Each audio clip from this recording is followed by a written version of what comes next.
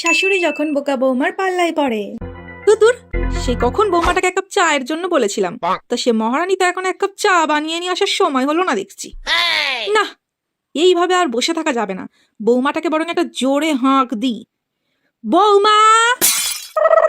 কি হয়েছে মা, কি হয়েছে মা, আপনি এত চেঁচাচ্ছেন কেন? তা চেঁচাবো না? কখন তোমাকে এক কাপ চায়ের জন্য বলেছিলাম শুনি? এই তো মা, চা তো এনেছি। চাটা করতেও তো একটু সময় লাগে, বলুন। দাও। এই নিন মা। এদিকে আমার খিদেতে পেটে ইঁদুর দৌড়াচ্ছে।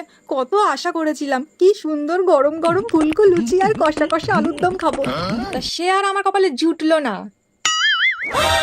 এ মা, ছি ছি, এসব কি কথাবার্তা বলছেন মা আপনি? আপনার বৌমা থাকতে আপনার পেটে খাবার জুটবে না, এটা কখনো হতে পারে?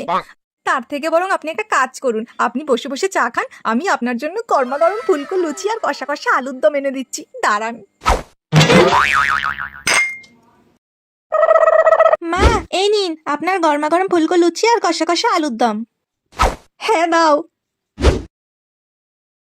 কেমন রান্না হয়েছে মা?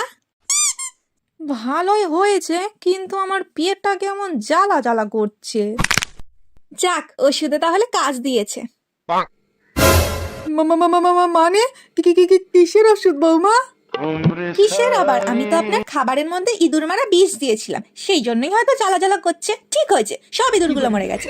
কত বড় সাহস আমার শাশুড়ির পেটের মধ্যে দৌড়ানো, না? এবার মজা বোঝ। হুম।